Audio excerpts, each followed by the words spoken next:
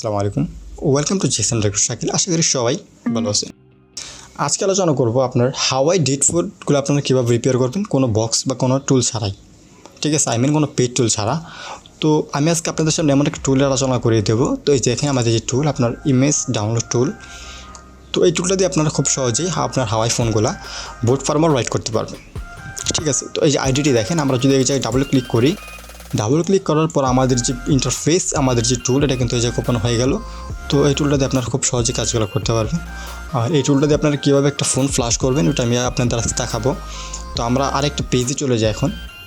তো দেখেন আমাদের যে টুল, তো এটা আমরা ওপেন করি। আর ফার্স্টে আপনারা ফোনটা যখন ফ্ল্যাশ করবেন, যেহেতু আপনার ফোনটা ডেট, ওই অবস্থায় আপনারা কী করবেন, আপনার ফোনটাকে টেস্ট পয়েন্ট ধরে 1.0 মোডে কানেক্ট করবেন।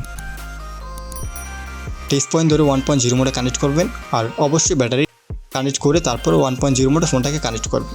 তারপর এই জায়গা থেকে আপনারা ইমেজ যে XML ফাইল, এই জায়গায় ব্রাউজে ক্লিক করার পর আপনার যেই ফোল্ডারটা আপনারা জায়গায় রাখছেন, জাস্ট ওই জায়গা থেকে XML ফাইলটা আপনারা এই জায়গায় চিনিয়ে দেবেন। ঠিক আছে, যেমন আমার এই ফোনটা এই জায়গায় ফাইলটা আছে। তারপর আমরা সফটওয়্যারে চলে যাই। তারপর আমাদের যে দেখেন এই যে আপনার XML ফোল্ডারটা আছে, জাস্ট এটা আমরা ওপেন করি। ওপেন করার পর এই জায়গায় আমরা ওকে করে দেবো। ওকে করে দেওয়ার পর একদম কর্নারে দেখেন আপনার যে সবুজ যে বাটনটা আছে একদম উপরে, তো এই বাটনে আমরা জাস্ট ক্লিক করব। ঠিক আছে, তো আমাদের ফোনটাকে আমরা 1.0 মোডে কানেক্ট করা আছে আমাদের পিসিতে।